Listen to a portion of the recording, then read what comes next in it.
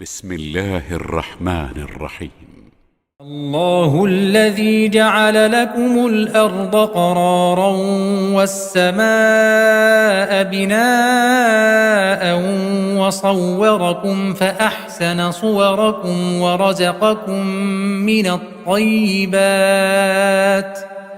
ذلكم الله ربكم فتبارك الله رب العالمين هو الحي لا إله إلا هو فادعوه مخلصين له الدين الحمد لله رب العالمين قل إني نهيت أن أعبد الذين تدعون من دون الله لما جاءني البينات من ربي وأمرت أن أسلم لرب العالمين. السلام عليكم ورحمة الله وبركاته. ഖുർആൻ പദം 1644 ദിവസത്തിലേക്ക് എല്ലാവരെയും ഹാർദമായി സ്വാഗതം ചെയ്യുന്നു. വിശുദ്ധ ഖുർആനിലെ 40-ാമത്തെ അധ്യായമായ സൂറത്തുൽ ഗാഫിറിലെ 64 മുതൽ 66 വരെയുള്ള ആയത്തുകളാണ് ഇന്ന് പഠന വിധേയമാക്കുന്നത്. ക്ലാസ് ആരംഭിക്കുന്നതിനായി ആദരണീയനായ ഡോക്ടർ AI വിലായത്തുള്ള സാഹിബിനെ ക്ഷണിക്കുന്നു. അസ്സലാമു അലൈക്കും വറഹ്മത്തുള്ളാഹി വബറകാതുഹു. أعوذ بالله من الشيطان الرجيم.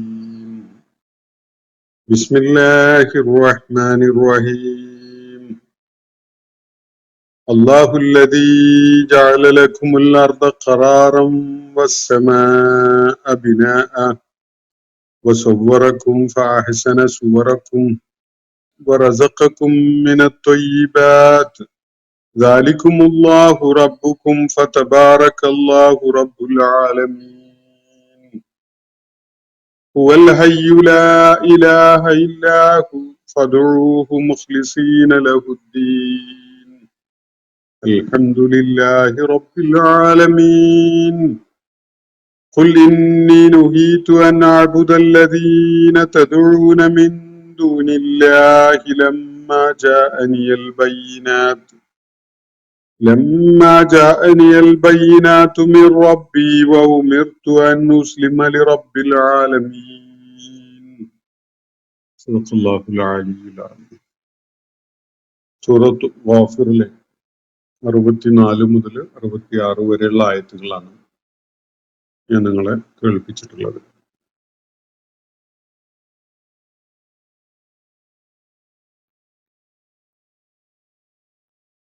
സൂറത്ത് ഗാഫിറില് മൂസാ അലൈഹിസ്സലാമിനെ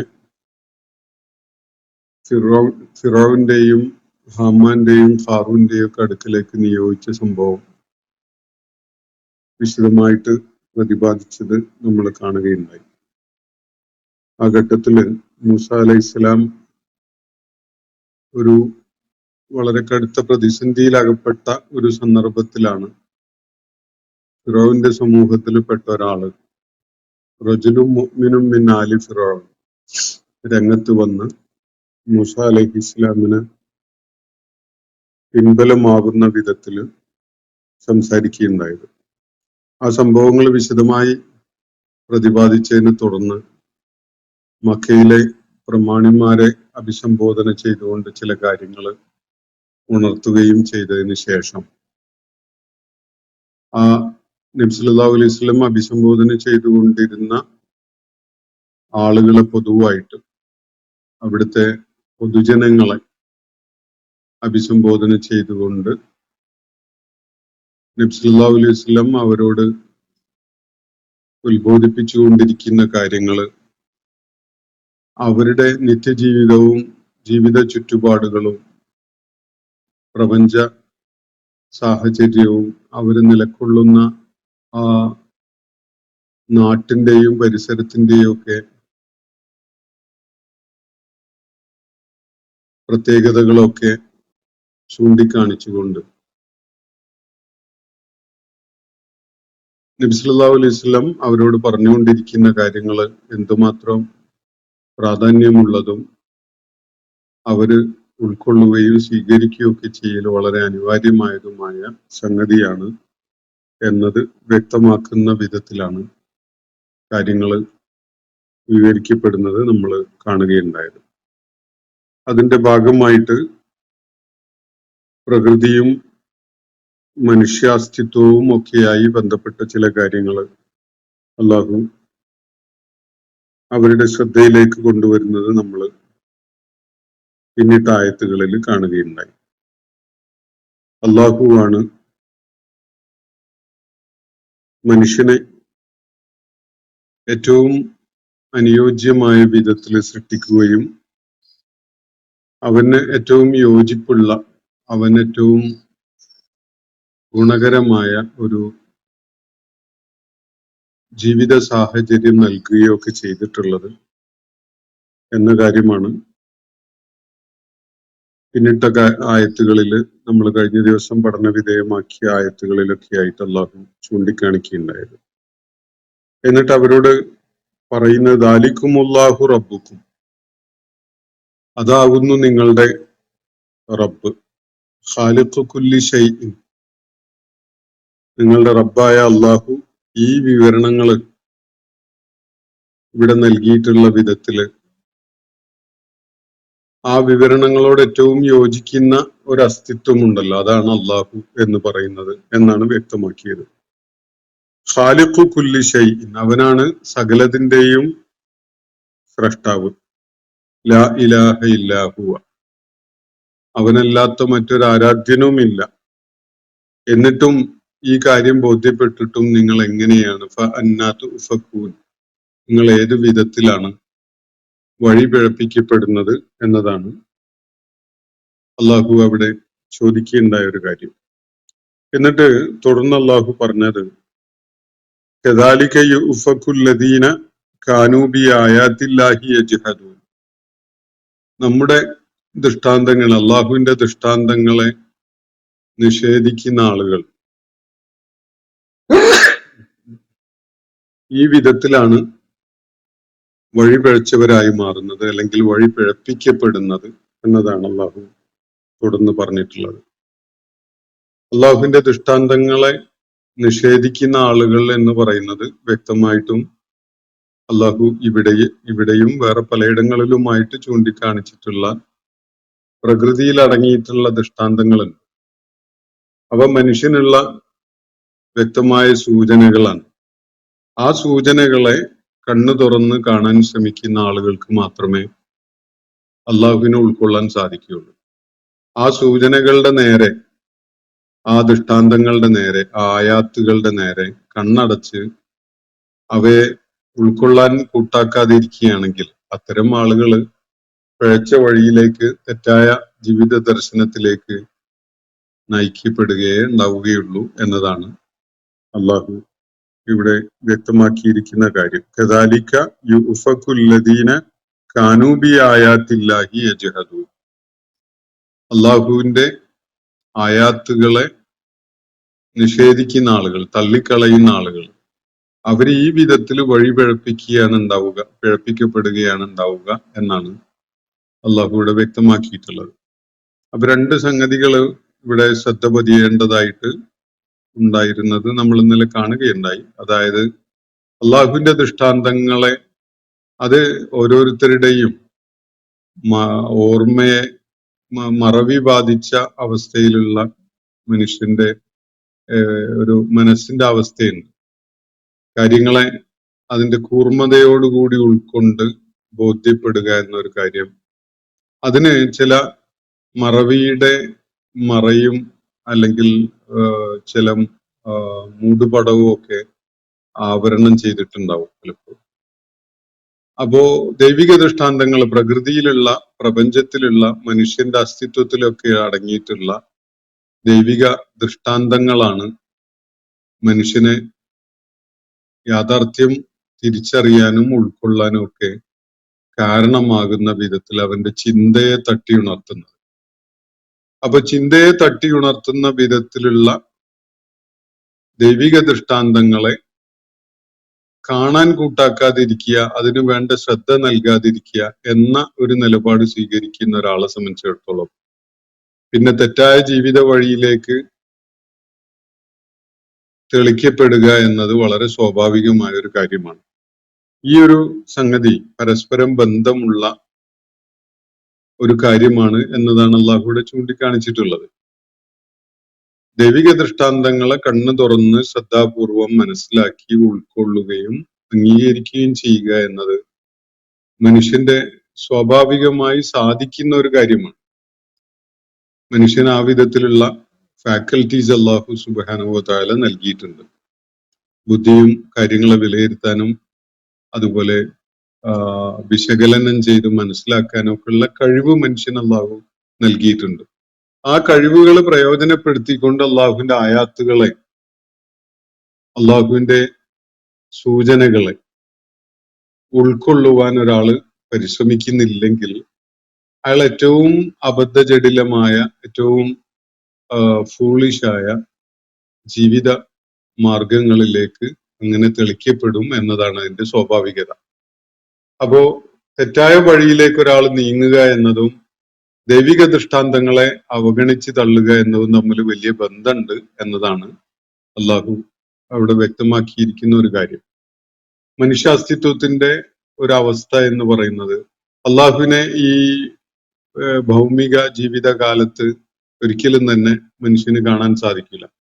കണ്ടു കഴിഞ്ഞിട്ട് വിശ്വസിക്കാം എന്ന് തീരുമാനിക്കുന്ന ഒരാൾക്കും തന്നെ വിജയം നേടാനും കഴിയില്ല.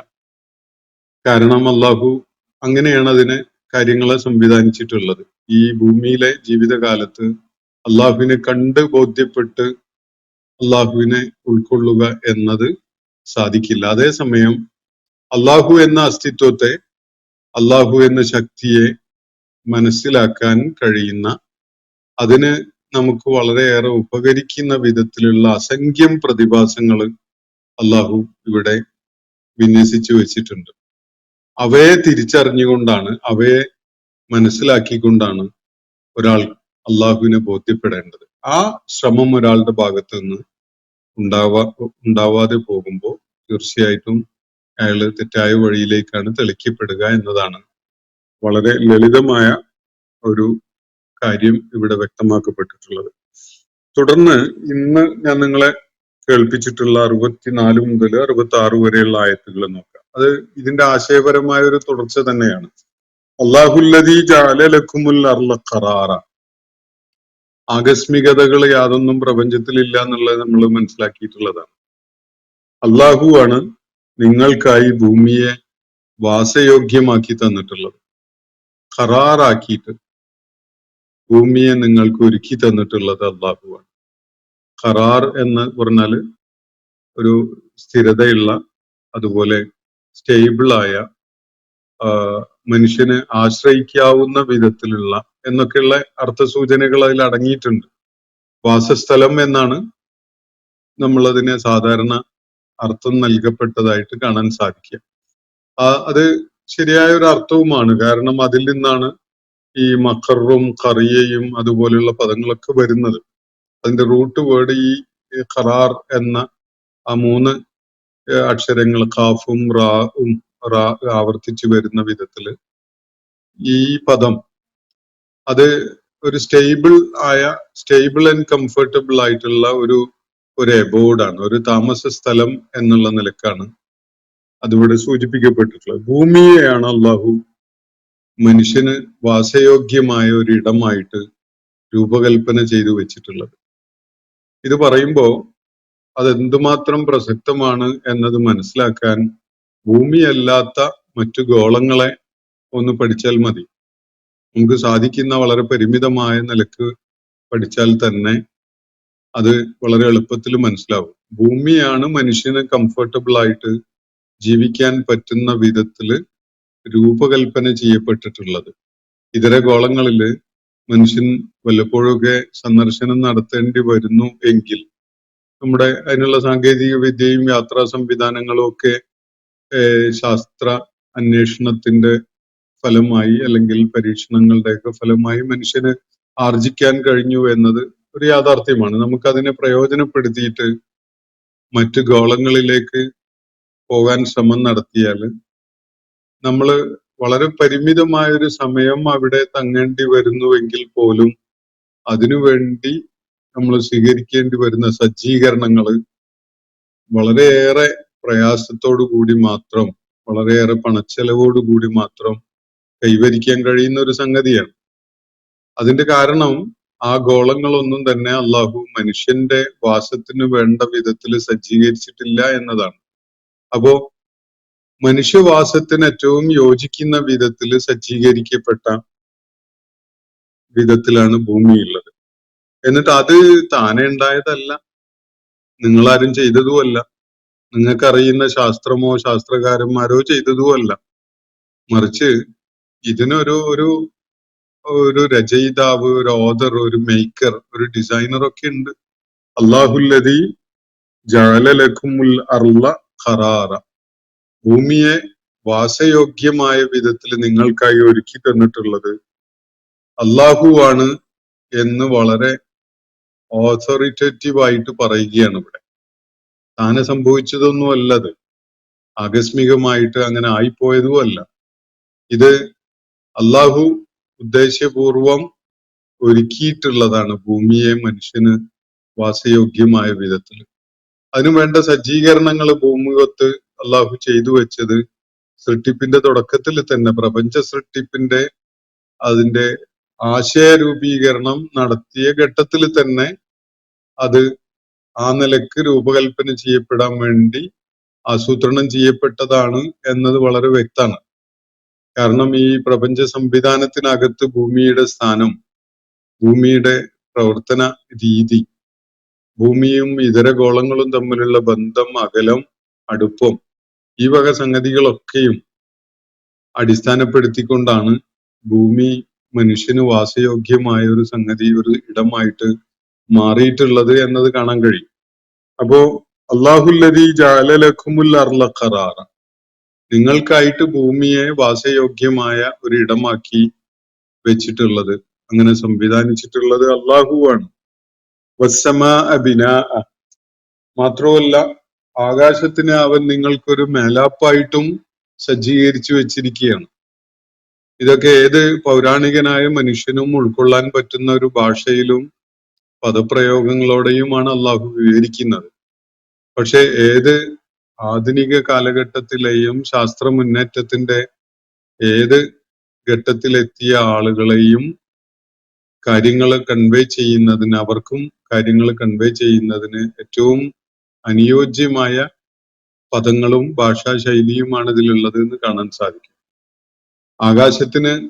ആകാശത്തെ അള്ളാഹു ഒരു ബിനാ ആയിട്ട് സൃഷ്ടിച്ചിരിക്കുന്നു. ബിനാ എന്ന് പറഞ്ഞ ഒരു നിർമ്മിതി, ഒരു മേലാപ്പ് എന്നൊക്കെയുള്ള നിലക്കാണ് മനസ്സിലാക്കപ്പെടുക. അപ്പൊ ഈ ആകാശം എന്ന് പറയുന്ന വളരെ ശൂന്യമായി അങ്ങനെ കിടക്കുന്ന ഒരു ഇടമല്ല യഥാർത്ഥത്തിൽ. വളരെ സ്ട്രക്ചേർഡ് ആയിട്ട് രൂപകൽപ്പന ചെയ്യപ്പെട്ടിട്ടുള്ള, അങ്ങനെയാണല്ലോ ഖുർആൻ ബുറൂജ് എന്നുള്ള പദങ്ങളൊക്കെ ഉപയോഗിച്ചുകൊണ്ടാണ് ആകാശത്തെ വിവരിച്ചിട്ടുള്ളത്. ബുറൂജ് എന്ന് പറഞ്ഞ ടവേഴ്സ് എന്നാണ് അർത്ഥം. നമുക്ക് വിസിബിൾ അല്ലെങ്കിലും ആകാശത്തിന് അള്ളാഹു വളരെ കൃത്യമായ, വളരെ കണിശമായ ഒരു സ്ട്രക്ചർ നൽകിയിട്ടുണ്ട്. ആ ടവർ ലൈക്ക് ആയിട്ടുള്ള സ്ട്രക്ചർ ഉള്ളത് കൊണ്ടാണ് ഭൂമി അതിന്റെ പൊസിഷനിൽ സ്റ്റേബിളായി നിൽക്കുന്നതും ബാഹ്യലോകത്ത് നിന്ന് ഭൂമിയെ തകർക്കുന്ന വിധത്തിലോ മനുഷ്യവാസത്തിന് വലിയ സങ്കീർണത ഉണ്ടാക്കുന്ന വിധത്തിലോ യാതൊന്നും ഭൂമിയിൽ വന്ന് പതിക്കാതിരിക്കുന്നത്. അല്ലെങ്കിൽ ഈ കോസ്മിക് ഓർഡറിൽ ഭൂമിയിലേക്ക് ആകർഷിക്കപ്പെടുന്ന, അല്ലെങ്കിൽ ഭൂമിയിൽ വന്ന് പതിക്കുന്ന പലതും ഈ ബാഹ്യലോകത്ത് നിന്ന് അടർന്നു വീഴുന്നതും മുതിർന്നു പോകുന്നതും ഒക്കെ ഉണ്ടാവും. അതൊന്നും തന്നെ ഭൂമിയിൽ വളരെ വലിയ പ്രഹരമാകുന്ന വിധത്തിൽ വന്ന് പതിക്കുന്നില്ല. അപ്പോ ഭൂമി സുരക്ഷിതമായ ഒരു അവസ്ഥയിലാണുള്ളത്. ഇതാണ് അള്ളാഹുവിന്റെ സംവിധാനം. ഭൂമിയെ ഖറാറാക്കിയ പോലെ, സ്റ്റേബിളായ ഒരു ഹാബിറ്റബിൾ ആയ ഒരു ഇടമാക്കിയ പോലെ ആകാശത്തിന് ഭൂമിക്കുള്ള മേലാപ്പായി സംരക്ഷണത്തിന്റെ ഒരു സീലിംഗ് കൊടുത്ത പോലെ നമുക്ക് അത് അനുഭവപ്പെടും. കാഴ്ചയിൽ നമ്മൾ വിദൂരമായ ആകാശത്തിന്റെ ഫെർമമെന്റിന്റെ ആ നീലിമ കാണുന്നുണ്ടെങ്കിലും ഈ കാഴ്ചയിലുള്ളതല്ലാത്ത ഒരു ആകർഷണ വികർഷണ ഘടന ഈ ഉപരിലോകത്തിനുണ്ട് എന്നത് ഭൂമിയെ സുരക്ഷിതമാക്കുന്നുണ്ട് എന്നത് സൂക്ഷ്മമായിട്ട് അവയെ വിലയിരുത്തിയാൽ നമുക്ക് മനസ്സിലാക്കാൻ സാധിക്കും. അപ്പോ അല്ലാഹുല്ലദീ ജഅല ലക്കുമുൽ അർള ഖറാറൻ വസ്സമാ ബിനാ, വളരെ പൗരാണികരായ ആളുകളെ സംബന്ധിച്ചിടത്തോളം ഭൂമിയെ നല്ല ഉറപ്പുള്ള, ഇളക്കമില്ലാത്ത, ആടി ഉലയാത്ത ഒരു പ്രതലമാക്കി എന്നത് മനസ്സിലാക്കാൻ എളുപ്പമാണ്. അതുപോലെ തന്നെ ആകാശത്തിന്റെ ആ നീലിമയെ ഒരു റൂഫായിട്ട്, ഒരു ഫാൾസ് സീലിംഗ് ഒക്കെ ആയിട്ട് മനുഷ്യന് പ്രയോജനപ്പെടുന്ന ഒരു വിധത്തില്. അപ്പൊ ഇത് ഏറ്റവും പൗരാണികരായ ആളുകൾക്ക് പോലും കാര്യങ്ങൾ വളരെ എളുപ്പത്തിൽ മനസ്സിലാകുന്ന വിധത്തിലുള്ള ഒരു വിവരണമാണ്. അതിന്റെ ശാസ്ത്രീയമായ സാങ്കേതിക പദങ്ങളോ അങ്ങനെയുള്ള ആശയങ്ങളോ ഉൾപ്പെടുത്തിക്കൊണ്ടുള്ള ഒരു വിവരണം അല്ല. അത് ഖുർആന്റെ പേർപ്പസ് സെർവ് ചെയ്യാൻ വേണ്ടിയാണ് ഈ കാര്യങ്ങൾ ഖുർആനിൽ ഉൾപ്പെടുത്തിയിട്ടുള്ളത്. അല്ലാതെ ശാസ്ത്രീയമായ എക്സ്പ്ലോറേഷന്റെ കൃത്യത കാണിക്കാനോ അങ്ങനെയുള്ളതൊന്നുമല്ല. പക്ഷെ കൃത്യമായിരിക്കും അത്. അള്ളാഹുവാണ് അവന്റെ പ്രത്യേകമായ ഒരു ഭാഷയും പദപ്രയോഗങ്ങളും തന്നെ സ്വീകരിച്ചുകൊണ്ട് ഈ കാര്യങ്ങളെ വിവരിക്കുന്നത് എന്നതിനാൽ തന്നെ അതില് യാതൊരു സ്ലിപ്സും അബറേഷൻസും ഒന്നും ഉണ്ടാവില്ല. അതിൽ പിഴവുകളോ അല്ലെങ്കിൽ ഏറ്റക്കുറച്ചിലുകളോ ഒന്നും വിവരണത്തിൽ ഉണ്ടാവില്ല. അപ്പോ അള്ളാഹു എങ്ങനെ അള്ളാഹു എന്ന അസ്തിത്വത്തെ മനസ്സിലാക്കാം എന്ന ഒരു കാര്യമാണ് ഇവിടെ അള്ളാഹു എളുപ്പമാക്കി തരുന്നത്. മക്കയിലെ ആളുകൾ അഭിസംബോധന ചെയ്തുകൊണ്ട് പറയുന്ന കാര്യങ്ങള് അവർക്ക് കൃത്യമായിട്ട് അള്ളാഹു എന്ന അസ്തിത്വത്തെ ബോധ്യപ്പെടാൻ ഉപകരിക്കുന്ന വിധത്തില്, ഇങ്ങനെ ഭൂമിയെ ഖറാറായിട്ട് വാസയോഗ്യമായ വിധത്തിൽ സംവിധാനിച്ചത് അവര് ആരാധിച്ചുകൊണ്ടിരിക്കുന്ന വിഗ്രഹങ്ങളോ അവരുടെ ദേവന്മാരോ ദേവതകളോ ഒന്നും അല്ല. അത് അവർക്ക് അറിയാം, അത് കൃത്യമായിട്ട് അറിയാം. അവരുടെ ആൾദൈവങ്ങളുമല്ല. അവയെ ഭൂമിയെ ഈ വിധത്തില് വാസയോഗ്യമാക്കിയിട്ടുള്ളത് അള്ളാഹുവാണ് എന്നത് വളരെ പ്ലെയിൻ ആയിട്ട് ഇവിടെ സ്റ്റേറ്റ് ചെയ്യുമ്പോൾ അത് അവർക്ക് അസ്വീകാര്യമായിട്ടൊന്നും അനുഭവപ്പെടുന്നില്ല. അവരതിനെ വെല്ലുവിളിക്കുന്നൊന്നുമില്ല. എന്നാൽ അവരുടെ നിലപാടുകളില് നേരത്തെ അവര് അള്ളാഹുവിന്റെ ആയാത്തുകൾ കാണാത്തത് കാരണമായി, ഉൾക്കൊള്ളാൻ ശ്രമിക്കാത്തത് കാരണമായി വഴിതെറ്റിക്കപ്പെട്ട ഒരു കാര്യം ഉണ്ടായിട്ടുണ്ടല്ലോ. ആ തെറ്റായ വഴിയിൽ, തെറ്റായ ദിശയിൽ തന്നെയാണ് അവരുടെ ജീവിത പ്രയാണം നടത്തിക്കൊണ്ടിരിക്കുന്നത്. ആ ഒരു സന്ദർഭത്തിലാണ് നിങ്ങൾ എന്തുകൊണ്ട് കാര്യങ്ങളെ മൗലികമായിട്ട് കാണുന്നവരാകുന്നില്ല എന്ന ഒരു ചോദ്യം പരോക്ഷമായി ഉന്നയിക്കുന്ന വിധത്തിൽ ഇവിടെ ആകാശത്തെയും ഭൂമിയെയും ഒക്കെ അള്ളാഹു വിവരിക്കുന്നത്. അല്ലാഹുല്ലദീ ജഅല ലക്കുമുൽ അർള ഖറാറൻ വസ്സമാ ബിനാ, ഭൂമിയെ നിങ്ങൾക്ക് വാസയോഗ്യമായ ഒരു ഇടമാക്കിയതും ആകാശത്തിനെ നിങ്ങൾക്ക് വളരെ കംഫർട്ട് പ്രൊവൈഡ് ചെയ്യുന്ന വിധത്തിലുള്ള ഒരു മേലാപ്പാക്കിയിട്ട്, ഒരു മേൽക്കൂരയാക്കിയിട്ട് സംവിധാനിച്ചിട്ടുള്ളതും അല്ലാഹുവാണ്. വസവ്വറക്കും, അപ്പൊ മനുഷ്യന് താമസിക്കാനുള്ള ഇടം എന്നുള്ള നിലക്ക് ഭൂമിയെ സംവിധാനിച്ചു.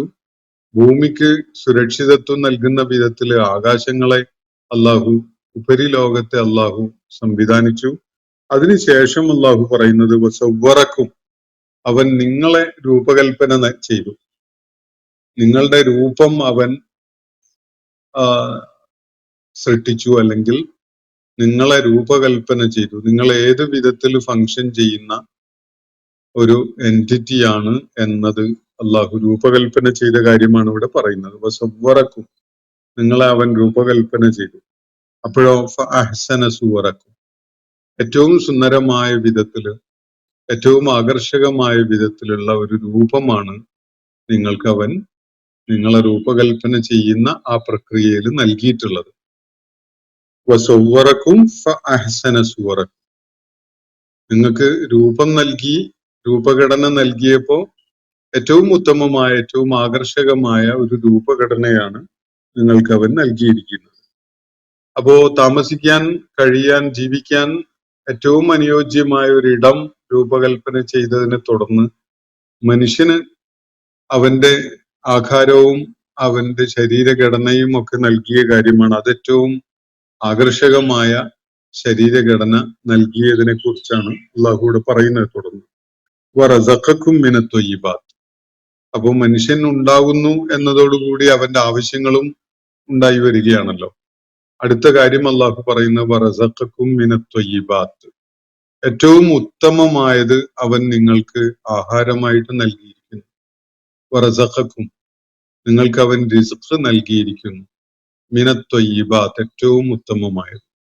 മനുഷ്യന് ആലോചിക്കാവുന്നതാണ്, സൃഷ്ടിജാലങ്ങളിൽ നിന്നൊക്കെ വ്യത്യസ്തമായിട്ട് ഏറ്റവും ഹൈജീനിക് ആയിട്ടുള്ള ഭക്ഷ്യപദാർത്ഥങ്ങൾ കഴിക്കാൻ മനുഷ്യൻ അള്ളാഹു സാഹചര്യം ഒരുക്കിയിരിക്കുകയാണ്. മനുഷ്യന്റെ ഭക്ഷണം അതിന് ഒരു അറപ്പുളവാക്കുന്ന തരം സംഗതികളൊന്നുമല്ല. അറപ്പുളവാക്കുന്ന പലതും ഭക്ഷിക്കുന്ന എത്രയോ ജീവജാലങ്ങൾ നമ്മളുടെ ചുറ്റുപാടുമുണ്ട്. തൊയ്യിബാത്ത് എന്ന് നമുക്ക് ഒരിക്കലും തോന്നുകയില്ലാത്ത പല സംഗതികളും പതിവായി ഭക്ഷിക്കുന്ന ജീവികള്, നല്ല ആകാര സൗഷ്ഠവമൊക്കെയുള്ള നല്ല ഭംഗിയുള്ള ജീവജാലങ്ങൾ തന്നെ നമുക്ക് നമ്മുടെ ചുറ്റുപാടും കാണാൻ കഴിയും. പക്ഷെ മനുഷ്യന് വേണ്ടി അള്ളാഹു ഒരുക്കിയിരിക്കുന്ന ഭക്ഷണം അത് തൊയ്യിബാത്താണ്. അത് തിരിച്ചറിയുന്ന ഒരു സെൻസ് ഓഫ് ഡിസ്ക്രീഷൻ നൽകപ്പെട്ടിട്ടുള്ളതും മനുഷ്യനാണ്. അതുകൊണ്ടാണ് മനുഷ്യൻ മറ്റുള്ളതിനോട് തൊയ്യിബാത്ത് അല്ലാത്തതിനോട് അറപ്പ് കാണിക്കുന്നതും തൊയ്യിബാത്ത് ആയതിനോട് ഒരു ഇഷ്ടം കാണിക്കുന്നതും ഒക്കെ തന്നെ. അപ്പോ സൃഷ്ടിപ്പില് അള്ളാഹു മനുഷ്യന് നൽകിയ പ്രകൃതത്തിന്റെ ഭാഗമായിട്ട് തന്നെ തൊയ്യിബാത്തായ ഭക്ഷണം, തൊയ്യിബാത്തായ വിഭവങ്ങൾ പ്രയോജനപ്പെടുത്തുന്ന വിധത്തിലാണ്. അതിന്റെ ഏർലിയസ്റ്റ് ഫേസ് മുതലൊന്ന് നോക്ക്. ഭൂമിയിലേക്ക് മനുഷ്യൻ പിറന്നു വീഴുന്നത് മുതല് മനുഷ്യന് ഭൂമിയിലുള്ള ഏതെങ്കിലും വൃക്ഷത്തിലോ മറ്റോ കായ്ച്ചു തൂങ്ങുന്ന പഴവർഗ്ഗങ്ങളോ കായ്കനികളോ പ്രയോജനപ്പെടുത്താൻ പറ്റുന്ന അവസ്ഥയിലല്ല. മനുഷ്യന് ആ ഘട്ടത്തില് മനുഷ്യന്റെ ആ പിറന്ന ഉടനെയുള്ള ഒരു ശിശുവിന്റെ അവസ്ഥയൊന്ന് ആലോചിച്ച് നോക്കൂ. അവന്റെ ശരീരഘടനക്കും അവന്റെ സാധ്യതകൾ വെച്ചുകൊണ്ടും അവന് പ്രയോജനപ്പെടുത്താൻ പറ്റുന്ന ഏറ്റവും യോജിച്ച ഒരു ഭക്ഷണമാണ് അള്ളാഹു അവന് വേണ്ടി ഒരുക്കി വെച്ചിട്ടുള്ളത്. മാതാവിന്റെ മുലപ്പാല് അവന്റെ ശരീരഘടനയ്ക്ക് ഏറ്റവും യോജിച്ച, ഏറ്റവും ഫലദായകമായ, ഏറ്റവും അവനാവശ്യമായ പോഷകങ്ങളൊക്കെയുള്ള വിധത്തിലാണ് അള്ളാഹു മുലപ്പാല് സംവിധാനിച്ചിട്ടുള്ളത്. അതില് കുഞ്ഞിന്റെ ഉമ്മ ഭക്ഷണം കഴിക്കുകയും അത് പാല് ഉണ്ടാവാനുള്ള സാഹചര്യം ഒക്കെ അനുകൂലമാക്കുകയൊക്കെ ചെയ്യുന്നു എന്നത് ഒഴിച്ചു നിർത്തിയാൽ പാൽ ഉൽപ്പാദിപ്പിക്കുന്നതിൽ കുഞ്ഞിന്റെ ഉമ്മക്ക് പറയത്തക്ക റോളൊന്നുമില്ല. അത് ദൈവികമായിട്ട് സംവിധാനിക്കപ്പെട്ടിരിക്കുകയാണ്. അതും വളരെ അത്ഭുതം തോന്നിക്കുന്ന വിധത്തിലാണ് ശരീരത്തില് സ്ഥലങ്ങളില് പാല് ഉൽപ്പാദിപ്പിക്കപ്പെടുന്നത് എന്നത് നമുക്കത് സൂക്ഷ്മമായിട്ട് ഒന്ന് നിരീക്ഷിച്ചാലും മനസ്സിലാവും. അപ്പോ മനുഷ്യൻ ആ ജനിച്ച ഉടനെയുള്ള ആ ഘട്ടത്തില് 1-2 വർഷങ്ങൾക്ക് ഏറ്റവും പ്രയോജനകരമായ ഒരു ഭക്ഷണം അവനായിട്ട് അള്ളാഹു ഒരുക്കി വെച്ചിരിക്കുകയാണത്. ഇത് ഒരിക്കലും തന്നെ ഈ നമ്മൾ സങ്കല്പിക്കുന്ന അല്ലെങ്കിൽ നമുക്ക് നമ്മള് തെറ്റായ വിധത്തിൽ മനുഷ്യരെ ആരാധിച്ചു കൊണ്ടിരിക്കുന്ന ശക്തികളോ ആളുകളോ ദേവന്മാരോ ദേവതകളോ ഒന്നും രൂപകൽപ്പന ചെയ്തിട്ടുള്ളതല്ല മാതാവിന്റെ സ്ഥലങ്ങളില് കുഞ്ഞിനു വേണ്ടി ഒരുക്കപ്പെടുന്ന പാല് എന്ന് പറയുന്ന സംഗതി. അപ്പൊ അത് മാത്രം ആലോചിച്ചാൽ നമുക്ക് ഇതിന്റെ പുറകിലെ ദൈവിക ആസൂത്രണം എത്ര ഗംഭീരമായതാണ് എന്നത് ഉൾക്കൊള്ളാൻ സാധിക്കും. വറസഖക്കും മിനത്വയ്യിബാത്ത്. പിന്നീട് അവിടുന്ന് അങ്ങോട്ട് മനുഷ്യനൊരു താരതമ്യം ചെയ്യുന്നത് നല്ലതായിരിക്കും. ഈ ജീവജാലങ്ങൾ കഴിക്കുന്ന ഭക്ഷണവും മനുഷ്യൻ പ്രയോജനപ്പെടുത്തുന്ന ഭക്ഷണവും ഒന്ന് ചേർത്ത് വെച്ച് താരതമ്യം ചെയ്താൽ തൊയ്യിബാത്ത് എന്ന വിധത്തിൽ മനുഷ്യന് അള്ളാഹുവിടെ പരാമർശിച്ച് പരിചയപ്പെടുത്തുന്ന ഭക്ഷണം ഉണ്ടല്ലോ, അത് താനെ ഉണ്ടായ ഒരു സംഗതിയല്ല. കൃത്യമായ ദൈവിക ആസൂത്രണം ഇല്ലെങ്കിൽ അവയൊന്നും അങ്ങനെ മനുഷ്യന് പ്രയോജനപ്പെടുത്താൻ പറ്റുന്ന വിധത്തിലല്ല ഉണ്ടാവുക എന്നതാണ് നമുക്ക് മനസ്സിലാക്കാൻ സാധിക്കുക. അപ്പോ ദാലിക്കുമുല്ലാഹു റബ്ബുക്കും, 3 കാര്യങ്ങൾ പറഞ്ഞിട്ടാണ് അള്ളാഹു ഇവിടെ പറയുന്നത്. ഇതാണ് കൂട്ടരെ നിങ്ങളുടെ റബ്ബായ അള്ളാഹു. 3 കാര്യങ്ങൾ. ഒന്ന്, അവന് മനുഷ്യന് വസിക്കാനുള്ള ഇടമായിട്ട് ഭൂമിയെ അവൻ രൂപകൽപ്പന ചെയ്തു. ഭൂമിക്ക് സുരക്ഷിതത്വം ഉണ്ടാക്കുന്ന വിധത്തില് ആകാശത്തെ അവൻ സംവിധാനിച്ചു. പിന്നീട് മനുഷ്യന് രൂപഘടന നൽകി. അതിനെ തുടർന്ന് അവനാവശ്യമായ ത്വയ്യിബാത്തായ റിസ്ഖ് എല്ലാ ഘട്ടങ്ങളിലേക്കുമായിട്ട് ഒരുക്കി വെച്ചു. അത് ശൈശവം മുതല് വാർദ്ധക്യവും ത്തിന്റെ അങ്ങേയറ്റത്ത് എത്തുന്നത് വരെയുള്ള ഘട്ടങ്ങളിൽ മനുഷ്യന് ആവശ്യമായ അവന്റെ ശരീരത്തിനും അതുപോലെ മനസ്സിനും ഒക്കെ ഇണങ്ങുന്ന അവന്റെ ആഗ്രഹാഭിലാഷങ്ങൾ പൂർത്തീകരിക്കുന്ന വിധത്തിലുള്ള ഭക്ഷണമാണ് അള്ളാഹു ഓരോ ഘട്ടത്തിനായിട്ടും ഒരുക്കി വെച്ചിട്ടുള്ളത്. ഈ ഒരുക്കി വെക്കപ്പെട്ട ഭക്ഷണ പദാർത്ഥങ്ങൾ ഈ ത്വയ്യിബാത്തുകളുടെ കാര്യത്തില് മനുഷ്യന്റെ ഇടപെടൽ മുഖേന അത് സാധ്യമാവുന്നത് വളരെ പരിമിതമായ അർത്ഥത്തിലാണ്. ഇപ്പൊ നെൽകൃഷി ചെയ്യുന്ന കർഷകനുണ്ടാവും, കർഷകര് ധാരാളം ഉണ്ടാവും. പക്ഷെ നെല്ല് എന്ന ഒരു സാധ്യതയെ രൂപകൽപ്പന ചെയ്തത് കർഷകരല്ല. അതുപോലെ വേട്ടയാടിയിട്ട് മൃഗങ്ങളെ വേട്ടയാടിയിട്ട് മൃഗങ്ങളുടെ മാംസം ഭക്ഷണമായിട്ട് ഉപയോഗപ്പെടുത്തുന്നുണ്ട് മനുഷ്യൻ.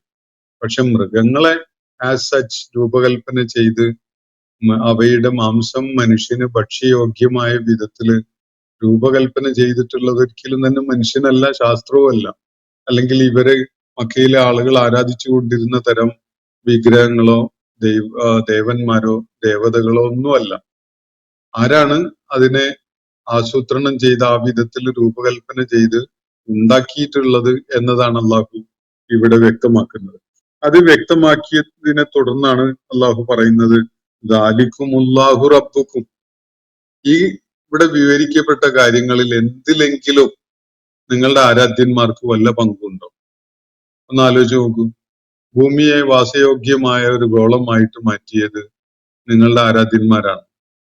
ആകാശത്തിനെ ഭൂമിക്ക് സുരക്ഷിതത്വം നൽകുന്ന ഒരു മേലാപ്പായിട്ട് സംവിധാനിച്ചിട്ടുള്ളത് നിങ്ങളുടെ ആരാധ്യന്മാരാണ്. നിങ്ങൾക്ക് ശരീരഘടന നൽകി നിങ്ങളെ സൃഷ്ടിച്ചിട്ടുള്ളത് ഈ ആരാധ്യന്മാരാണ്. നിങ്ങൾക്ക് ആവശ്യമായ ഏറ്റവും അനുയോജ്യമായ ത്വയ്യിബാത്തായ ഭക്ഷണം നിങ്ങൾക്ക് ഒരുക്കിയിട്ടുള്ളത് ഈ ആരാധ്യന്മാരാണ്. ഇതൊന്നുമല്ല. ഇതിനൊക്കെയും ഉത്തരവാദിയായി, ഇതിനൊക്കെയും പുറകില് വളരെ കൃത്യമായ ആസൂത്രണം ചെയ്ത് നിർവഹിച്ച ഒരു റബ്ബുണ്ട്. അതാണ് കൂട്ടരെ നിങ്ങളുടെ റബ്ബ് അള്ളാഹു എന്നാണ് അള്ളാഹു ഇവിടെ പറയുന്നത്. ദാലിക്കുമുല്ലാഹു റബ്ബുക്കും. ഇതാണ് അള്ളാഹു നിങ്ങളുടെ റബ്ബ്. ഫതബാറകല്ലാഹു റബ്ബുൽ ആലമീൻ. ലോകങ്ങളുടെ രക്ഷിതാവായ റബ്ബായ അള്ളാഹു എത്ര അനുഗ്രഹപൂരിതനാണ് എന്നാണ് തുടർന്ന് പറയുന്നത്. അള്ളാഹുവിന്റെ അനുഗ്രഹം, അള്ളാഹു സ്വയമേ അനുഗ്രഹപൂരിതനാണ്. അവന്റെ സൃഷ്ടിജാലങ്ങൾക്കൊക്കെയും അനുഗ്രഹങ്ങൾ വർഷിച്ചുകൊണ്ടിരിക്കുകയും ചെയ്യും. അള്ളാഹുവിന്റെ ഇടപെടൽ, അള്ളാഹുവിന്റെ ആസൂത്രണം, അള്ളാഹു ഓരോ സന്ദർഭത്തിലുമായിട്ട് അവന്റെ സൃഷ്ടിജാലങ്ങൾക്ക് നൽകിക്കൊണ്ടിരിക്കുന്നത്, അതൊക്കെയും തന്നെ അള്ളാഹുവിന്റെ ഈ അനുഗ്രഹപൂരിതമാവുക എന്ന അള്ളാഹുവിന്റെ ഒരു അവസ്ഥയുടെ മാനിഫെസ്റ്റേഷൻ ആയിട്ട്, റിഫ്ലക്ഷൻ ആയിട്ട് നമുക്ക് കാണാൻ കഴിയും. അപ്പോ ഫതബാറകല്ലാഹു റബ്ബുൽ ആലമീൻ. എത്ര അനുഗ്രഹീതനാണ് ഈ പ്രപഞ്ചങ്ങളുടെ, ഉലകങ്ങളുടെ തമ്പുരാനായ അള്ളാഹു, എത്ര അനുഗ്രഹപൂരിതനാണ് എന്ന ഒരു ആശ്ചര്യം പ്രകടിപ്പിക്കലാണ് തുടർന്നിവിടെ നമുക്ക് കാണാൻ കഴിയും. അള്ളാഹുവിന്റെ ആ ബറക്കത്ത് നൽകാനുള്ള ആ കഴിവുണ്ടല്ലോ, അത് ഓരോ സംഗതിയിലും നമുക്ക് ദർശിക്കാൻ കഴിയും. അള്ളാഹുവിന്റെ ആ ബറക്കത്ത് നൽകുന്ന, അള്ളാഹുവിന്റെ സ്വയം അനുഗ്രഹപൂരിതനാവുകയും തന്റെ സൃഷ്ടിജാലങ്ങൾക്കൊക്കെയും തന്നെ അനുഗ്രഹങ്ങൾ ചൊരിയുകയും ചെയ്യുന്ന അള്ളാഹുവിന്റെ ആ പ്രകൃതം, അത് സകല സംഗതികളിലും നമുക്ക് ദർശിക്കാൻ സാധിക്കും. ഹുവൽ ഹയ്യു. അവനാണ് ജീവൽ ചൈതന്യത്തിന്റെ ഉടമ. ഹുവൽ ഹയ്യ്, ജീവിച്ചിരിക്കുന്നവൻ എന്നാണ് ആ പദത്തിന്റെ അർത്ഥം. പക്ഷെ ജീവിച്ചിരിക്കുന്ന അള്ളാഹുവിന്റെ സൃഷ്ടിജാലങ്ങളുമായി താരതമ്യം ചെയ്യുമ്പോഴുള്ള ഒരു ആ വിധത്തിലുള്ള ഒരു ജീവനല്ല അള്ളാഹുവിനെ കുറിച്ച് ജീവിച്ചിരിക്കുന്നവൻ എന്ന് പറയുന്നത്. അള്ളാഹുവിൽ നിന്നാണ് അവന്റെ സൃഷ്ടിജാലങ്ങൾക്ക് ഈ ഹയാത്ത് എന്നൊരു സാധ്യത ഉണ്ടായി വന്നിട്ടുള്ളത് തന്നെ. അവനാണ് ജീവൽ ചൈതന്യം. അവനാണ് ജീവന്റെ അല്ലെങ്കിൽ ജീവിച്ചിരിക്കുന്നു എന്നതിന്റെ എക്കാലത്തേക്കുമുള്ള ഏതവസ്ഥയിലുമുള്ള ഒരു നിദർശനം എന്ന് മനസ്സിലാക്കാം. ഹുവൽ ഹയ്യ് ലാ ഇലാഹ ഇല്ലാ ഹുവ, അവനല്ലാതെ മറ്റൊരു ആരാധ്യനുമില്ല. ഇതാണ് അള്ളാഹു തറപ്പിച്ചു പറയുന്ന ഒരു സംഗതി. മനുഷ്യന്റെ കാര്യത്തിലോ ജീവജാലങ്ങളുടെ കാര്യത്തിലോ അവര് ഹയ്യ് ആകുന്നതിന് ഒരു തുടക്കമുണ്ട്.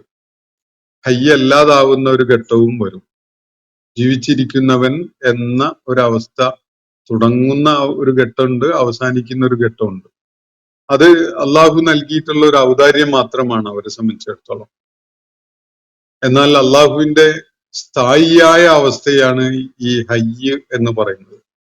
അത് കുറച്ച് സങ്കീർണമായിരിക്കും നമ്മൾ ആലോചിക്കുമ്പോൾ. മനുഷ്യന് ഹയ്യാകുന്നത് ഒരു മൊമെന്റ് മുതലാണ്, അവന് മയ്യിത്താകുന്നത് വരെയാണ് അതിന്റെ ഒരു ടെനിയർ ഉള്ളത്, ഒരു കാലമുള്ളത്, ഹയ്യായി നിലക്കൊള്ളാൻ. പക്ഷെ അള്ളാഹു അങ്ങനെയല്ല. സ്ഥായിയായിട്ട് എന്നെന്നും ഹയ്യ് എന്ന അവസ്ഥയിലുള്ളവൻ അള്ളാഹുവാണ്. ഇത് നമുക്ക് മനസ്സിലാവല് അള്ളാഹുവിന്റെ സൃഷ്ടിജാലങ്ങളെ ഹയ്യായിട്ട് നമ്മൾ മനസ്സിലാക്കുമ്പോ അതിന്റെ പ്രത്യേകത വിലയിരുത്തുമ്പോഴാണ് അള്ളാഹു എത്ര വ്യത്യസ്തമായ വിധത്തിലാണ് ഹയ്യാവുന്നത് എന്ന്. അള്ളാഹു അവന്റെ ജീവൽ ചൈതന്യം സൃഷ്ടിജാലങ്ങളിലേക്ക് പകർന്നു നൽകിയത് സൃഷ്ടിപ്പിനെ കുറിച്ച് പരാമർശിക്കുന്ന പലയിടങ്ങളിലും അവന് റൂഹിനെ ഊതിയതും ജീവന് നൽകിയതും ഒക്കെ പരാമർശിക്കുന്നത് കാണാൻ കഴിയും. അപ്പൊ ഇത് അള്ളാഹുവിൽ നിന്ന് ഉത്ഭവിച്ചിട്ടുള്ളതാണ്. മനുഷ്യന്റെയും ജീവജാലങ്ങളുടെയും ഒക്കെ ജീവൻ എന്ന അവസ്ഥ, ജീവനുള്ളത് എന്ന അവസ്ഥ, അത് അള്ളാഹു പകർന്നു നൽകിയ ഒരു സംഗതിയാണ്. നമുക്കൊരു രൂപം ഉണ്ടാക്കാൻ സാധിച്ചെന്ന് വരും, പക്ഷെ അതിന് ജീവൻ കൊടുക്കുന്നത് നമുക്ക് കഴിയുന്ന ഒരു കാര്യമല്ല. ജീവജാലങ്ങളുടെയൊക്കെ രൂപങ്ങൾ ഉണ്ടാക്കുന്ന കലാകാരന്മാരുണ്ട്, പക്ഷെ അതിനെ ജീവനുള്ളതാക്കി മാറ്റുന്ന, ഇപ്പൊ നമ്മള് ഈ സാങ്കേതിക വിദ്യകൾ ഉപയോഗപ്പെടുത്തിക്കൊണ്ട് യന്ത്രങ്ങളുടെ സഹായത്താലൊക്കെ ചില ഓട്ടോമേഷൻ പ്രോസസ്സൊക്കെ ഓരോ രൂപത്തിനുണ്ടാക്കാനും കൊടുക്കാനൊക്കെ കഴിഞ്ഞെന്ന് വരും. പക്ഷെ അതൊന്നും ജീവനല്ല. അതൊക്കെ കൃത്രിമമായിട്ട് നമ്മളൊരു ചലന സാധ്യത ഉണ്ടാക്കുന്നത് മാത്രമാണ്. ഒരിക്കലും തന്നെ ഒരു റോബോട്ട് ഭക്ഷണം കഴിക്കുന്നില്ല. ഒരു റോബോട്ട് വിശ്രമിക്കുക എന്നൊരാവശ്യം വേണ്ട ഒരു സൃഷ്ടിയല്ല. മനുഷ്യന്റെ പ്രത്യേകതകളുള്ള വിധത്തിലല്ല റോബോട്ട്. പക്ഷെ മനുഷ്യന്റെ പല ഫങ്ഷൻസും ചെയ്യാൻ ഒരു യന്ത്രം എന്ന നിലയ്ക്ക് റോബോട്ടിന് അത് സാധിക്കും. അത് ഹയ്യ് ആവണില്ല. നമ്മള് സാങ്കേതിക അർത്ഥത്തിലൊക്കെ ഹയ്യ് ഡെഡ് ആണ്, ആക്റ്റീവാണ്, ലൈവാണ് എന്നൊക്കെ പറയുന്നുണ്ടാകും എന്നത് വേറൊരു കാര്യം. പക്ഷെ ഹുവൽ ഹയ്യ്, അള്ളാഹു ആണ് യഥാർത്ഥത്തിൽ ജീവൽ ചൈതന്യത്തിന്റെ ഉടമ. ലാ ഇലാഹ ഇല്ലാ ഹുവ, അവനല്ലാത്ത മറ്റൊരു ആരാധ്യനും മറ്റൊരു ഇലാഹും ഇല്ല. ഫദഊഹു, അതുകൊണ്ട് നിങ്ങൾ അവനോട് പ്രാർത്ഥിക്കുക. മുഖ്ലിസീന ലഹുദ്ദീൻ, കീഴ്പ്പെടല് വിധേയപ്പെടല് പൂർണ്ണമായിട്ടും അവന് നിശ്ചയിച്ചുകൊണ്ട്. അവനാണ്, വേറൊരാൾക്കുമല്ല. അവനാണ് റബ്ബ്, അവനാണ് ഇലാഹ് എന്ന് തിരിച്ചറിഞ്ഞുകൊണ്ട് അത് ഉൾക്കൊള്ളുകൊണ്ട് നിങ്ങൾ അവനോട് പ്രാർത്ഥിക്കുക. ഇതാണ് അള്ളാഹുവോട് ആവശ്യപ്പെടുന്നത്. ഫദഊഹു മുഖ്ലിസീന ലഹുദ്ദീൻ. പ്രാർത്ഥന നമ്മൾ മനസ്സിലാക്കേണ്ട ഒരു കാര്യം, നമുക്ക് എന്തെങ്കിലും കിട്ടാൻ വേണ്ടിയോ നമുക്ക് എന്തെങ്കിലും പ്രയാസങ്ങൾ നീങ്ങി കിട്ടാൻ വേണ്ടിയോ ഒന്നുമല്ല. അല്ലാതെ തന്നെയും പ്രാർത്ഥന ആണ് മനുഷ്യന് അള്ളാഹുവിന്റെ സൃഷ്ടിജാലങ്ങൾക്ക് അള്ളാഹുവുമായുള്ള ബന്ധം. അത് വിധേയപ്പെടലിന്റെ ഒരു പ്രത്യക്ഷമായ പ്രകടനമാണ്. അള്ളാഹുവെ, നീ എൻ്റെ റബ്ബാണ്, നീയാണ് എൻ്റെ ഇലാഹ് എന്ന് ഞാൻ അംഗീകരിക്കുന്നതിന്റെ ഒരു പ്രകടമായ പ്രഖ്യാപനമാണ് പ്രാർത്ഥന എന്ന് പറയുന്നത്. അപ്പൊ അള്ളാഹുവിടെ ആവശ്യപ്പെടുന്നത് ആ ഒരു വിധേയപ്പെടല് നിങ്ങൾ അള്ളാഹുവിനോട് കാണിക്കണം. ആ വിധേയപ്പെടൽ മറ്റാർക്കും പങ്കുവെച്ചു കൊടുത്തുകൊണ്ടല്ല, കാരണം അത് അർഹിക്കുന്ന മറ്റൊരാളുമില്ല. അതുകൊണ്ട് ഫദഊഹു മുഖ്ലിസീന ലഹുദ്ദീൻ, വിധേയപ്പെടൽ ദീന് പൂർണ്ണമായും എക്സ്ക്ലൂസീവായിട്ടും അവനാക്കിക്കൊണ്ട് നിങ്ങൾ അവനോട് പ്രാർത്ഥിക്കുക.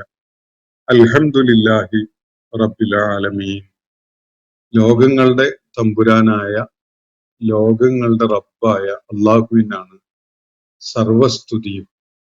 അത് പറയാൻ വേണ്ടി ആവശ്യപ്പെടുന്നതായിട്ട് മനസ്സിലാക്കാം, അതല്ലെങ്കിൽ സ്വാഭാവികമായിട്ട് ഈ ആയാത്തുകൾ വായിക്കുന്നവര് പറയുന്ന വിധത്തിലുമാവാം.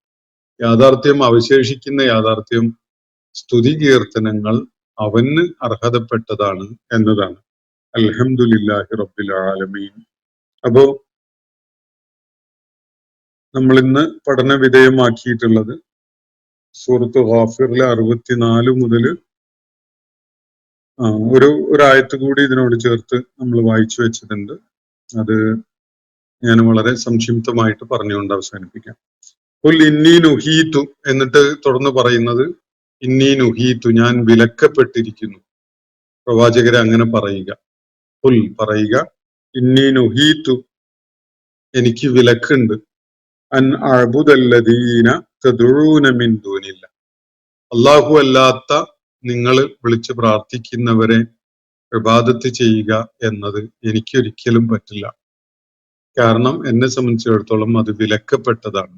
അങ്ങനെ ചെയ്തുകൂടാ എന്ന് അള്ളാഹു എന്നോട് വിലക്കിക്കൊണ്ട് പറഞ്ഞിട്ടുണ്ട്.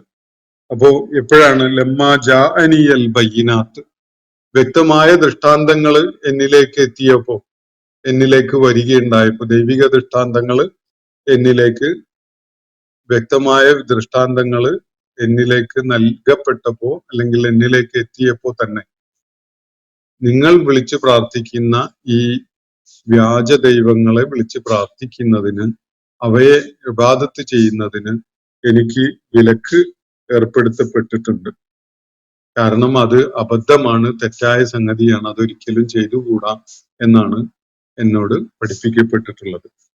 അപ്പോ ഖുൽ ഇന്നി നുഹീതു അൻ അഅ്ബുദല്ലദീന തദ്ഊന മിൻ ദൂനില്ലാഹി ലമ്മാ ജാഅനിയൽ ബയ്യിനാത്തു മിർ റബ്ബി, എന്റെ റബ്ബിൽ നിന്ന്, യഥാർത്ഥ രക്ഷിതാവിൽ നിന്ന് എനിക്ക് ബയ്യിനാത്തുകൾ ലഭിച്ചപ്പോ തന്നെ ഞാൻ വിലക്കപ്പെട്ടിട്ടുണ്ട്. നിങ്ങൾ വിളിച്ച് പ്രാർത്ഥിക്കുന്ന ഇലാഹുകളെ ആരാധിക്കരുത് എന്ന വിധത്തിൽ. ഉമിർതു അൻ ഉസ്ലിമ ലി റബ്ബിൽ ആലമീൻ, എന്നിട്ട് ഞാൻ കൽപ്പിക്കപ്പെട്ടിരിക്കുന്നത് ലോകങ്ങളുടെ രക്ഷിതാവായ അള്ളാഹുവിന് വിധേയപ്പെടുവാനാണ്, അവന് കീഴ്പ്പെടുവാനാണ്. അൻ ഉസ്ലിമ എന്ന് പറഞ്ഞാൽ ഞാൻ മുസ്ലിം ആകുവാൻ എന്നാണ് അർത്ഥം. എന്ന് പറഞ്ഞാൽ ഞാൻ വിധേയപ്പെടുവാൻ. ആർക്കാണ് വിധേയപ്പെടേണ്ടത്? ലി റബ്ബിൽ ആലമീൻ, ലോകങ്ങളുടെ രക്ഷിതാവായ റബ്ബിന് ഞാൻ വിധേയപ്പെടണം എന്നാണ് ഞാൻ കൽപ്പിക്കപ്പെട്ടിട്ടുള്ളത്. ഒന്ന്, ഞാൻ വിലക്കപ്പെട്ടിരിക്കുകയാണ്. നിങ്ങൾ വിളിച്ച് പ്രാർത്ഥിക്കുന്ന വ്യാജ ദൈവങ്ങളെ വിളിച്ച് പ്രാർത്ഥിക്കരുത് എന്ന് എനിക്ക് വിലക്ക് ഏർപ്പെടുത്തിയിട്ടുണ്ട്. മറ്റൊന്ന്, ഞാൻ കൽപ്പിക്കപ്പെട്ടിരിക്കുകയാണ്. അതെന്തിനാണ്?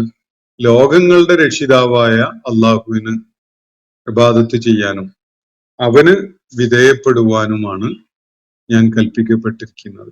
ഈ കാര്യമാണ് തുടർന്നുള്ള ആയത്തിൽ അള്ളാഹു വ്യക്തമാക്കിയിട്ടുള്ളത്. ഇന്നത്തെ സെഷൻ ഇവിടെ അവസാനിക്കുകയാണ്. വാഖിറു ദഅ്വാന അനിൽ ഹംദുലില്ലാഹി റബ്ബിൽ ആലമീൻ. അസ്സലാമു അലൈക്കും വറഹ്മത്തുള്ളാഹി വബറകാതുഹു. ഇന്നത്തെ ഖുർആൻ പദം ഇവിടെ സമാപിക്കുന്നു. ഖുർആൻ പഠനത്തിൽ പങ്കെടുത്ത എല്ലാവർക്കും അല്ലാഹു അർഹമായ പ്രതിഫലം നൽകി അനുഗ്രഹിക്കട്ടെ. വആഖിറു ദഅ്വാന അനിൽ ഹംദുലില്ലാഹി റബ്ബിൽ ആലമീൻ. അസ്സലാമു അലൈക്കും വറഹ്മത്തുള്ളാഹി വബറകാതുഹു.